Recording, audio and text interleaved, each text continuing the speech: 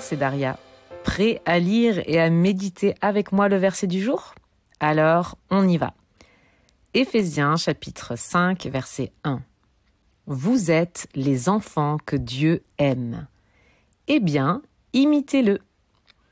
L'imitation est une des manières d'apprendre et de grandir. Tu connais ce sentiment de ne pas savoir par où commencer? Alors prenons exemple sur les enfants et faisons ce qu'ils savent faire de mieux, imiter. Lorsqu'on devient chrétien, on devient une nouvelle création. On est de nouveau.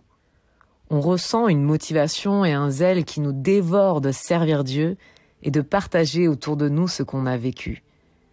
Mais on peut aussi être très vite submergé et perdu de la façon de faire et d'agir dans notre vie de tous les jours. Ce que Dieu nous appelle à faire, c'est d'imiter notre Seigneur. Apprenons en faisant comme lui. Imiter, d'accord, mais imiter quoi? Pour avoir la réponse, on va lire la suite de ce texte biblique.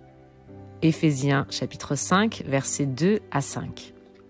Vivez dans l'amour comme le Christ.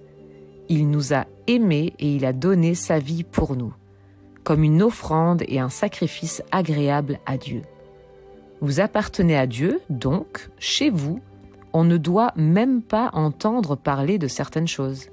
Par exemple, faire toutes sortes d'actions immorales et mauvaises, chercher à avoir tout pour soi, pas de paroles grossières, ni stupides, ni sales, cela ne se fait pas. Mais quand vous parlez, faites-le plutôt pour remercier Dieu. Vous devez savoir ceci. Ceux qui mènent une vie immorale ou mauvaise ne participeront pas au royaume du Christ et de Dieu. Les gens qui veulent tout pour eux n'y participeront pas non plus.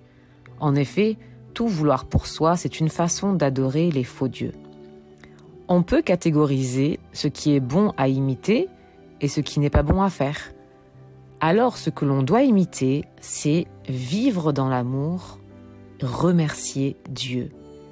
Mais il est écrit aussi, on ne doit pas entendre parler de certaines choses.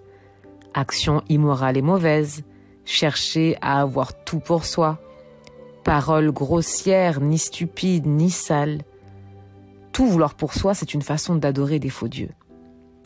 Je nous encourage à nous concentrer sur ce que l'on doit imiter, c'est-à-dire vivre dans l'amour et remercier Dieu. Prends le temps aujourd'hui de regarder dans ta vie ce qui va et ce qui ne va pas. Et prends les bonnes décisions pour être un imitateur du Christ. Je te souhaite une bonne journée bénie.